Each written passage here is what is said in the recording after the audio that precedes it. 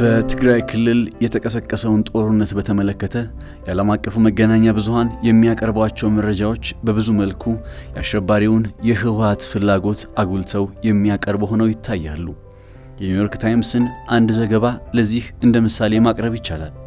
ጋዜጣው በአንዱ ዘገባው እድሜያቸው ለጦርነት ያልደረሱ ህፃናት የጦር መሳሪያ አንግበው የታዩበትን ክስተት የትግሉ አዲስ ምልምሎች ሲል ማቅረቡ የህፃናት የጦር ወንጀልን እንኳን ለማየት ያልደፈረ ፍላጎታቸው ግቡ ምን እንደሆነ በግልጽ የተመላከተበት ነው። ኒውዮርክ ታይምስ ብቻ ሳይሆን ቢቢሲ፣ ሮይተርስ ሁሉም ማለት ይቻላል የትግራይን ጦርነት ከህወሓት ፍላጎት አንጻር የሚዘግቡት ለምን ይሆን የሚለው ጥያቄ የግድ እንዲነሳ የሚያስገድደውም ለዚሁ ነው። You got kids with guns. What the hell is that all about? And of course the story comes back, oh, the kids were just carrying the guns. They were just carrying the guns in a kind of celebration. Really? That's still against international law. That's also still against common sense. What are you doing handing a Kalashnikov to a child? And the blowback, the response was, and this is the way it was put in these vulgar terms. If the girl is old enough to be raped, she's old enough to defend herself with a rifle. And as I keep saying, it's not an either-or proposition. Take the girl out of the war zone, take the girl away from the area. Why she had a recruitment and training center in the first place. So we see many examples of this. We've seen examples where there are stories, Reuters or Deutsche Welle, I believe it was Deutsche Welle, that had a story about Ethiopia. Not one Ethiopian was quoted in the story. Not one Eritrean was quoted in the story. But we definitely know there is a problem with white journalists coming in, parachuting in, interpreting Africa for people back home, the ones that they choose, y'all be the heroes, y'all be the villains.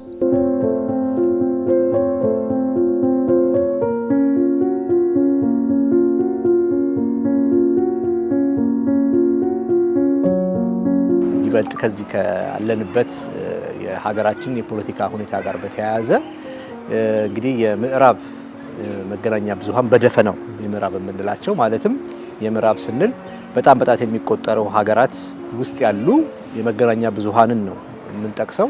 ሆኖም ግን በጣም የሚቆጠሩ ቢሆንም የዓለምን ኦልሞስት ከ75% በላይ የመረጃ ፍሰት የሚመሩ የአጀንዳ የሚቀርጹ የዓለምን የመረጃ ምህዳር የሚሸፍኑ መገናኛ ብዙሃን ናቸው። እነዚህ መገናኛ ብዙሃን በዋናነት እንግዲህ በአሜሪካ፣ በካናዳ፣ በእንግሊዝ፣ በፈረንሳይ እንደዚሁም ደግሞ በፈረንሳይ በጀርመንና ጣሊያንም ያሉ ሚዲያዎችን የሚያካትተው በዋናነት ግን ሶስት ሀገራትን መነሻ አድርገን ነው ይሄንን ነገር የምንገልጸው ወይም ይሄ ነገር የሚገልጻቸው እንግሊዝ፣ አሜሪካ፣ ካናዳ ያሉ ሚዲያዎችን ነው። እነዚህ ሀገራት ውስጥ ያሉ በጣት የሚቆጠሩ ምናልባትም ከ15 የማይበልጡ መገናኛ ብዙሃን ናቸው የዓለምን የመረጃ ፍሰት እየመሩ ያሉት። እንግዲህ የዓለም የመረጃ ፍሰት ማለት አጀንዳ በመቅረጽ አንድ፣ ሁለተኛ ደግሞ መረጃን በማድረስ በማሰራጨት ማለት ነው። በሁለቱ ነው። ስለዚህ እነዚህ 15 የማይሞሉ የዓለም መገናኛ ብዙሃን ወይም የዜና አውታሮች፣ የዜና አሰራጮች በአጠቃላይ ከምዕራብ በሚመነጩ ፍላጎቶች ላይ የተቃኙ መረጃዎች ነው ለዓለም የሚያደርሱት።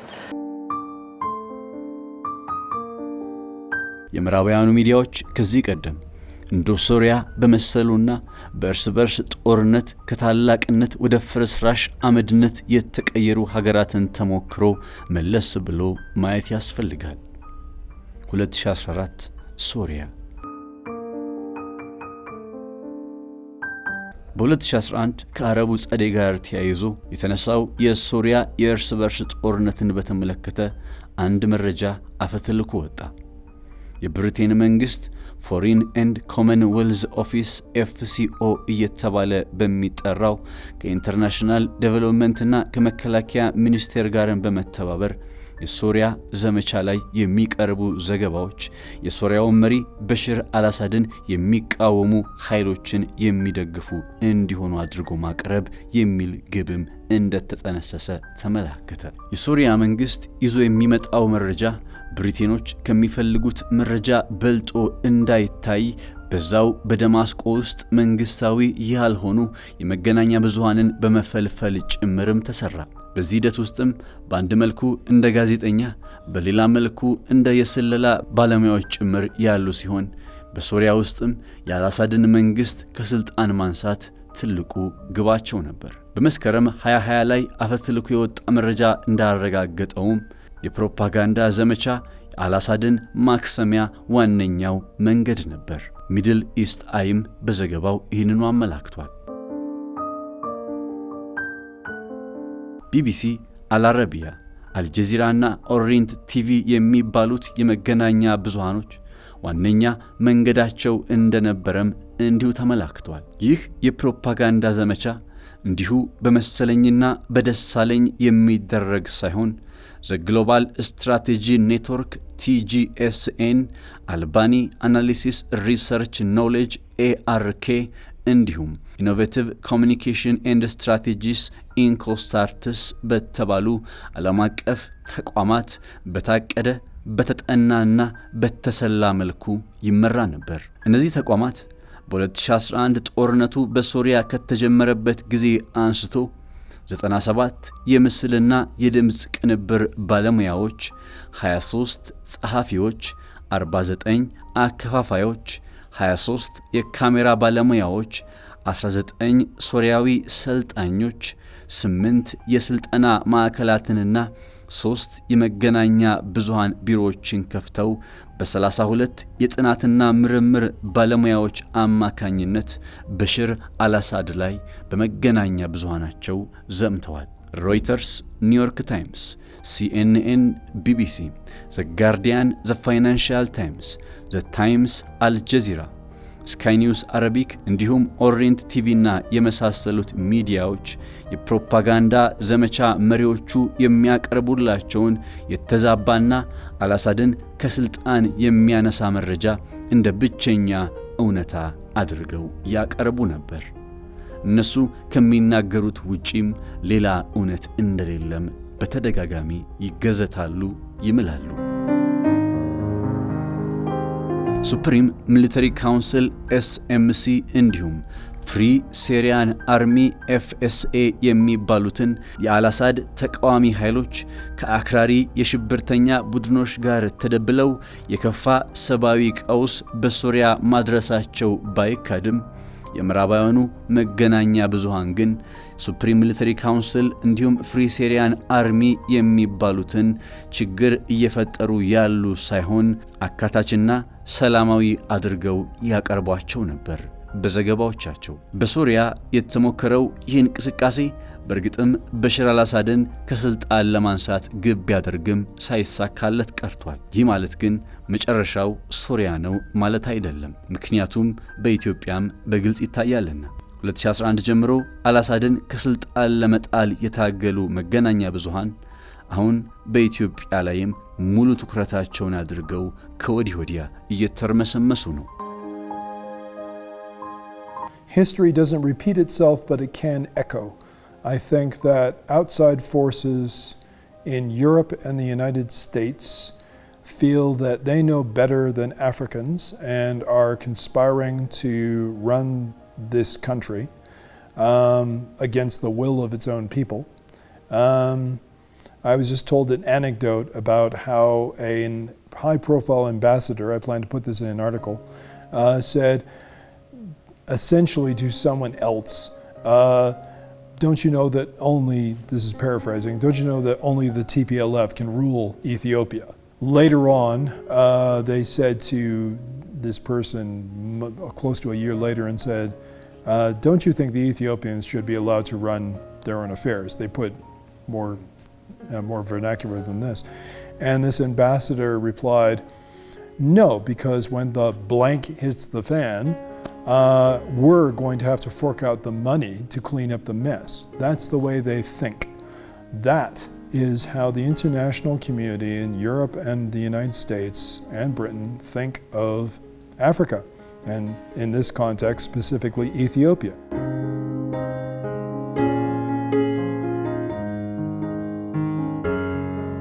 እነዚህ ሚዲያዎች ደግሞ የሚያሰራጯቸው መረጃዎች ምንጊዜም ቅኝታቸው ከባለቤቶቻቸው ፍላጎት ጋር የተናበበ ነው ወይንም ከዛ አንፃር የተቃኘ ነው።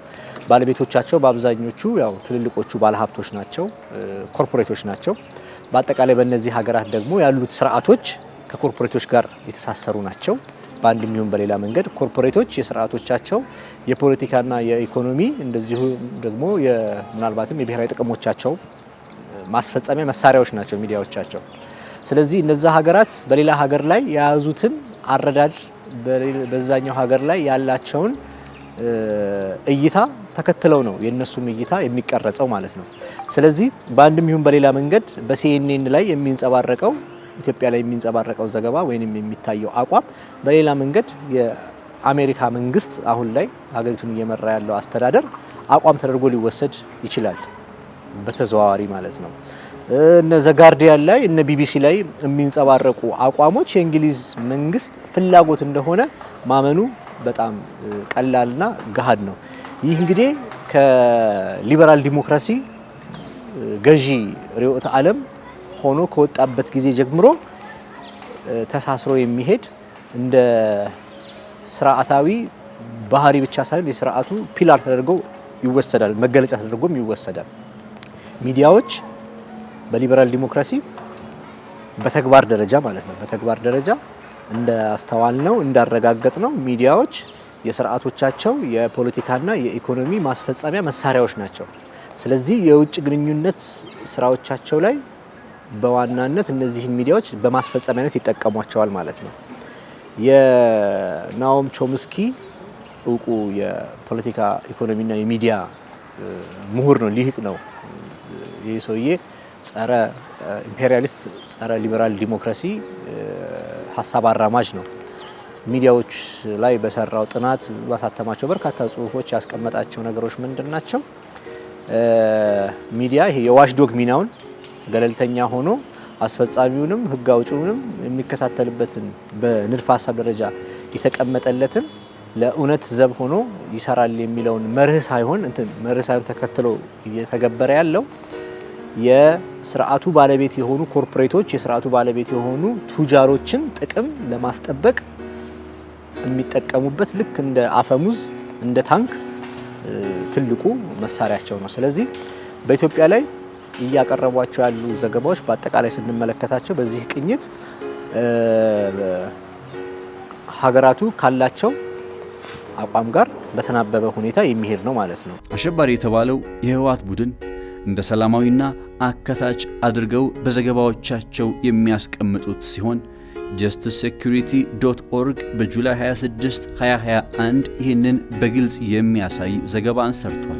በዚህ ተመሳሳይ ወቅት ዘኤሌፋንት የተሰኘው የኬንያ መገናኛ ብዙሃን የአሸባሪውን የህወሓት ቡድን ታጣቂ መሪ ጻድቃን ገብረትንሳኤን እንደ ጀግና አድርጎ ማሞካሸቱንም ልብ ይለዋል።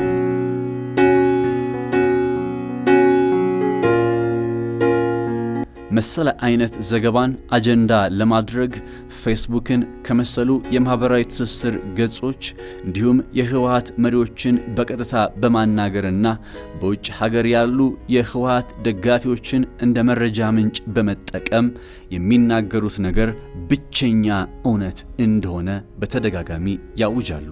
በዚህ ሂደት ውስጥ የኢትዮጵያ መንግስትን የሚደግፉ የፌስቡክና የትዊተር ገጾችን በማገድ በግልጽ የሚታዩ ሲሆን በአንጻሩ የአሸባሪ ህወሓት ቡድን ደጋፊዎች በፍጥነት ዕውቅና ይሰጣቸዋል። በማህበራዊ ትስስር ገጽ ላይም የፈለጉትን ሲጽፉና ሲለጥፉ ከልካይ ያላቸው አይመስሉ። ከወራት በፊት ፌስቡክ በኢትዮጵያ መንግስት የመረጃና የደህንነት ኤጀንሲ ኢንሳ ጋር ወግነዋል ያላቸውን የፌስቡክ አካውንቶች ማገዱ የሚታወስ ሲሆን ከሰሞኑ ይፋ የተደረገውና የምዕራባውያኑን ሴራ ያጋልጣል የተባለው የጂኦፖለቲክስ ፕሬስ ዘገባ በፌስቡክ ላይ እንዳይጋራ ማገዱንም ማከል ያስፈልጋል። ይህም ፌስቡክ ራሱ ኢትዮጵያን የማፍረስ ሴራ አንድ አካል እንደሆነ የሚያመላክት ሲሆን ፌስቡክ ለኢትዮጵያ መንግስት የወገኑ ያላቸውን ገጾች ካገደ ከ2 ቀን በኋላ ህወሓት በከፍተኛ ደረጃ የአገር መከላከያ ሰራዊት ላይ ጥቃት እንደከፈተም ይታወሳል። እነዚህን ነጠብጣቦች በማገናኘት ins.org ላይ ሐሳባቸውን ያሰፈሩት ፕሮፌሰር ሪቻርድ ላንድስ በኢትዮጵያ ላይ ደም አፋሳሽነትን የሚያጎሉ ግጭት ቀስቃሽ ጋዜጠኝነቶች እየተገበሩ መሆናቸውን ያብራራሉ። ምንም እንኳን የትግራይ ዘመቻ ህወሓት በሀገር መከላከያ ላይ ጥቃት በመሰንዘሩ ሳቢያ የተጀመረ መሆኑን በራሳቸው በአሸባሪው ቡድኑ አባላት ማለትም እነ ሴኮ ቱሬ ጌታቸውን በመሰሉቱ ቢገለጽም ከጥቅምት ወር ጀምሮ ግን የኢትዮጵያ መንግስት አቅም የሌለው ጨካኝ የትግራይ ህዝብን ለማጥፋት የዘመተ አድርገው በመገናኛ ብዙሃናቸው ያቀርባሉ። ስርዓቶቻቸው በአንድ ሀገር ላይ የሚፈልጓቸው በዋናነት 2 ጥቅሞች፣ አንድ የፖለቲካ 2 የኢኮኖሚ ጥቅም መነሻ አድርገው ነው ምንጊዜም የሚሰሩት። እናተርፍበታለን፣ እነግድበታለን ወይንም ከኛ ጋር እናሰልፈዋለን ብለው የሚያስቡት ነገር ወይንም የሚያስቡት መንግስት በሌለበት ዝር አይሉም። በአብዛኛው ዝር አይሉም ብቻ ሳይሆን በተቃራኒው ያ ሀገር ያ ህዝብ ያ መንግስት መሰለፍ ስላለበት ተሰላፊ ሌላ መንግስት እንዲመጣ ጭራሽ ያው ይሰራሉ በአብዛኛው የዓለም ሀገራት ላይ እንዳየነው ከሆነ። ስለዚህ ወደ ኢትዮጵያ ተጨባጭ ሁኔታ ስንመጣ ቀደም እንዳልኩ አንድ ሎካል የሆነ ከውስጣዊ ሁኔታችን የተነሳ፣ ሁለት ደግሞ ከዓለም አቀፋዊ ሁኔታም የተነሳ እይታን ወይንም ፍላጎትን በማንገብ ነው እንዲህ አይነት ዘገባዎች በስፋት እየተሰራጩ ያሉት። አምነስቲ ኢንተርናሽናል በጁላይ 2021 አማኑኤል ስለሺ የተባለ ፎቶግራፍ አንሺ በ6ኛው ሀገራዊ ምርጫ ላይ ድምጽ ለመስጠት የተሰለፉ ሰዎችን በካሜራው ያስቀራል። ታዲያ አምነስቲ ኢንተርናሽናል በዛው በጁላይ 2021 ላይ ይህንኑ ምስል በመውሰድ የአብይ አህመድ መንግስት ትግራዋዮችን በአዲስ አበባ እያሰቃየ ነው በማለት ማሳያ ለማድረግ ደግሞ የአማኑኤል ስለሺን የመራጮችን ፎቶግራፍ በማጣቀስ ፊት ለፊት ማስቀመጡ እነዚህ ተቋማት የተንሸዋረረ አይናቸው እስከምን ድረስ እንደሆነም ፍንትው ብሎ ተመላክቷል። My observation is these people don't read. They think that they can check a couple of websites, go looking around and then parachute themselves into a country without understanding its history, its diversity, the dynamics of it. I do not pretend, I'll emphasize this, I do not pretend that I'm an expert on Ethiopian affairs. I'm not even an expert on Ethiopian history. I specialized in the 1930s in terms of liberation. I'm only now starting to become a little more familiar with the aspects of history going back to Johannes and Tewodros and back further to Ras Mikhael to all the way to the Axumites because I want to write a new history of Ethiopia. But you don't have to be a huge historian, you don't have to be a lofty historian to do your proper homework, and they don't. They make the most fallacious, ridiculously factually inaccurate statements about the country and even its recent history, and they're not accountable to you. They are still thinking with a 1920s, 1930s mindset where they file their story back to London or New York and they think only white Europeans or white Americans read it, and they forget you have internet here. You can look up what they do. You can look up what they're saying. You can go on YouTube and find out what they're saying about you. And they don't care. They either don't care or they think that they've got it right and your opinion doesn't matter. So yeah, the reporting is horrendously biased, and it often treats you folks like children, as if you can't make assessments of your own to weigh in. They handpick the people that they decide have valid opinions without taking other viewpoints. Or when they do take other viewpoints, it's to create an adversarial conflict for drama. It's to create the ethnic groups are fighting against each other.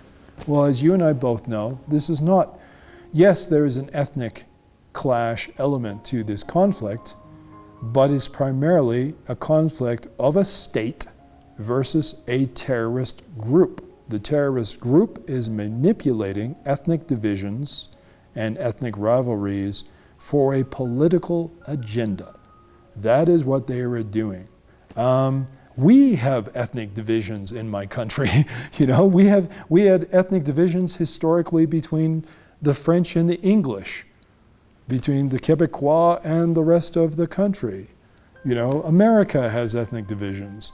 Why is it that somehow yours are somehow more scary and, conflict driven than theirs?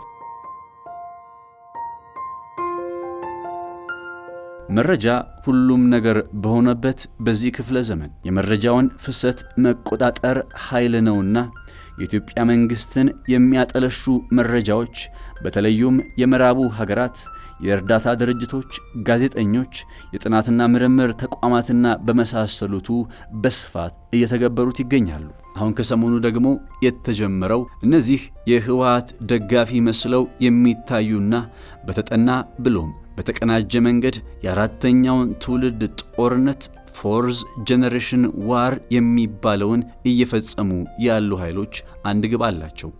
ኢትዮጵያን መከፋፈል፣ ፍላጎታቸውን ሊያስጠብቅ የሚችል መንግስትን በዚች ሀገር ላይ መመስረት፣ ጠቅላይ ሚኒስትር አብይ አህመድን ደግሞ በዓለም አቀፉ የወንጀለኞች ፍርድ ቤት ICC ማቅረብ።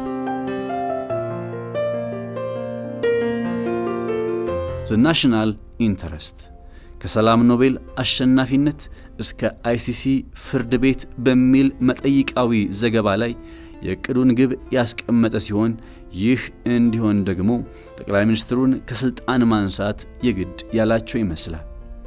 የዘወትር የተንሻፈፈ ዜናዎቻቸውና መግለጫዎቻቸው ግብም ሌላ ምንም ሳይሆን ካሉት ዓላማዎች መካከል አንደኛው ይኸው ነው። እንግዲህ በዓለም ላይ ቀሩ በሚባሉ ሀገራት በአብዛኛው የዓለም ሀገራት የኒዮ ሊበራል የፖለቲካ ኢኮኖሚ አይዲዮሎጂ ገዢ ሆኗል። ከ1990ዎቹ ወደዚህ ከቀዝቃዛ ጦርነት ወደዚህ ገዢ ሆኖ የተተገበረባቸው ያልሆኑ ሀገራት ደግሞ በጣት የሚቆጠሩ ናቸው። ከነዛ መካከል ደግሞ ኢትዮጵያ በጣም ትልቋ ሀገር ናት። ትልቋ ሀገር ናት ማለት ከ120 ሚሊዮን ህዝብ በላይ ህዝብ ያለባት ሀገር ናት። ስለዚህ ከ120 ሚሊዮን ህዝብ በላይ ሸማች ማህበረሰብ ያለበት ነው። እዚህ ማህበረሰብ ውስጥ ገብቶ ከካልሲ ጀምሮ እስከ ሪል ስቴት እስከ ባንክ እስከ ቴሌቪዥን ሁሉንም አይነት ፕሮዳክት ሁሉንም አይነት ሰርቪስ መስጠት ይፈልጋሉ። የኢትዮጵያ ፖሊሲ ደግሞ እንደምታውቀው በአብዛኛው ነባራዊ ሁኔታን ሀገራዊ ተጨባጭ ሁኔታን ከዓለም አቀፋዊ ሁኔታ ጋር ባገናዘበ ሁኔታ የተቀረጸና በዛ ማካሄድ የሚሄድ ነው። የራሱ አይዴንቲቲ ያለው ነው።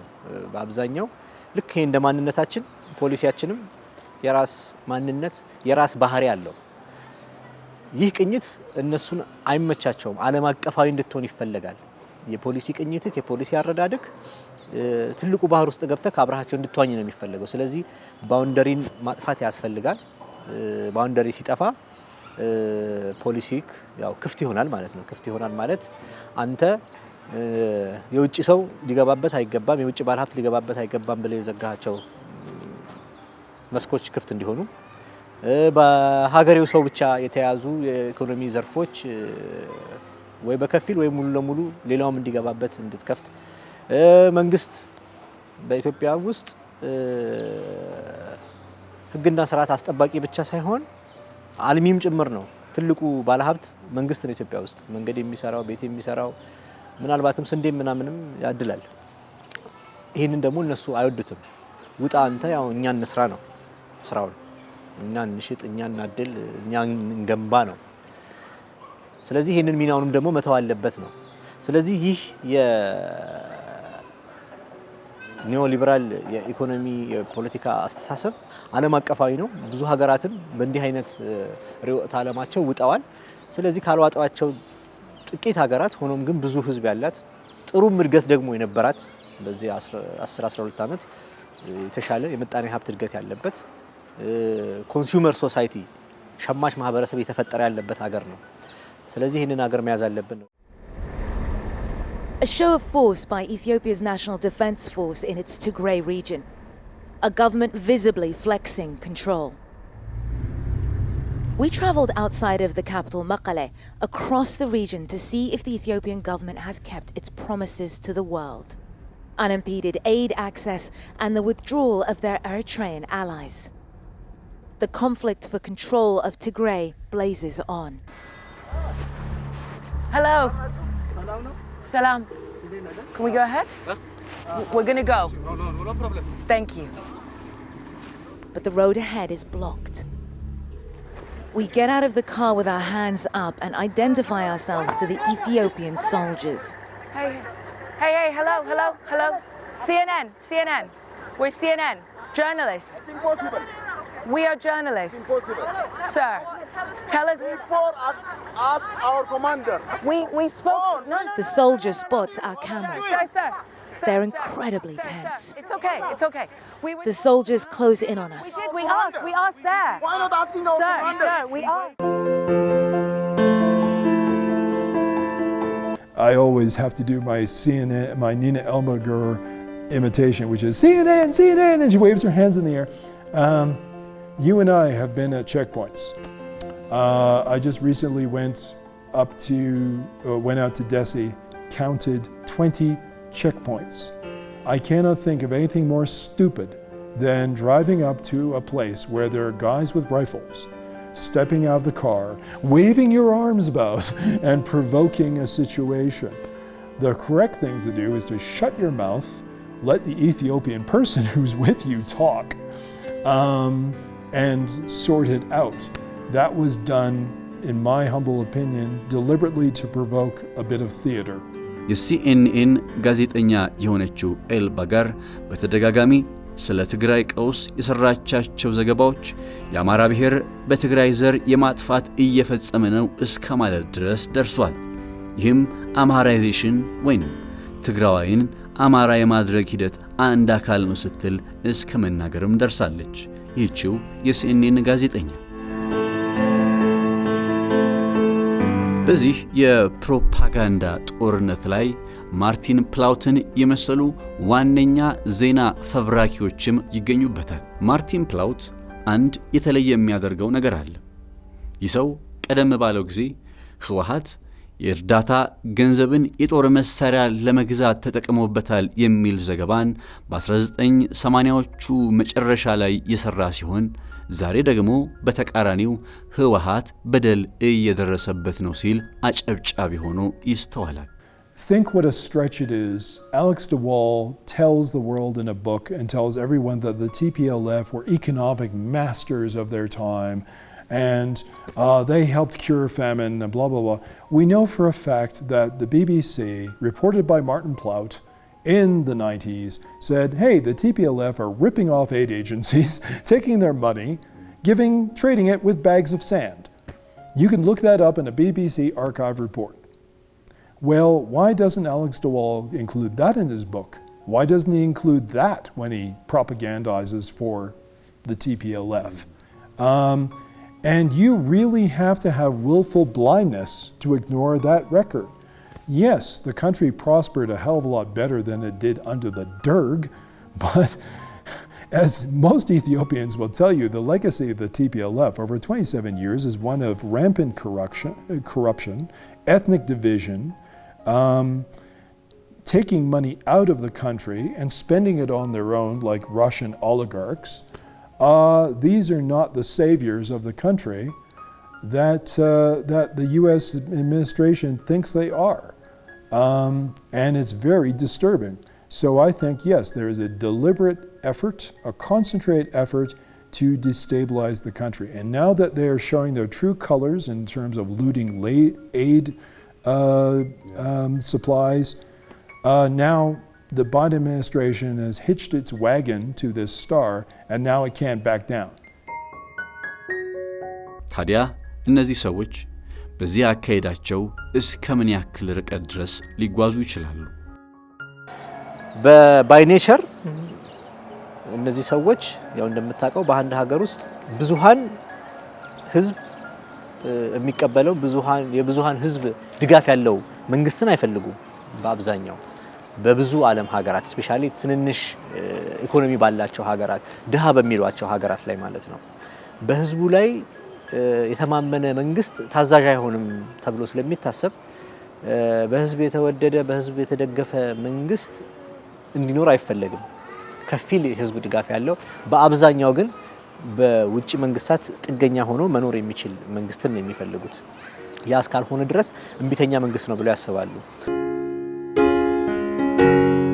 ኢትዮጵያ በዚህም በዛም እየተከፈቱባት ያሉ ጥቃቶችንና ወረራዎችን መክታ ዛሬ የደረሰች ሀገር እንጂ በአጋጣሚ ተመስርታ በአጋጣሚ የምትፈርስ ሀገር አለመሆኗ ሙን ነው እቺ ቀደምት የስልጣኔ ምንጭ የሆነች ሀገር ዛሬ ላይ ከዚህም ከዛም ችግሮች ቢበዙባትም ዓለም አቀፉ የመገናኛ ብዙሃን ፍላጎታቸውን ሊያስጠብቅ በሚችል ዘገባዎች ቢያጨናንቋትም የተባበሩት መንግስታት ድርጅት የጸጥታው ምክር ቤት በተደጋጋሚ ስሟን እያነሳ ቢጥልም በዚህ ሁሉ መካከል ግን ችግሮቿን ሁሉ አልፋ ወደ ታላቅነቷ እንደምትገሰግስ ምንም ጥያቄ የለውም ከዚች ኢትዮጵያችንም ማንም አይጎድልም ሁላችንም ወደምንፈልጋት ያደገችና ሰላማዊ ወደ ሆነች ኢትዮጵያ እንጓዛለን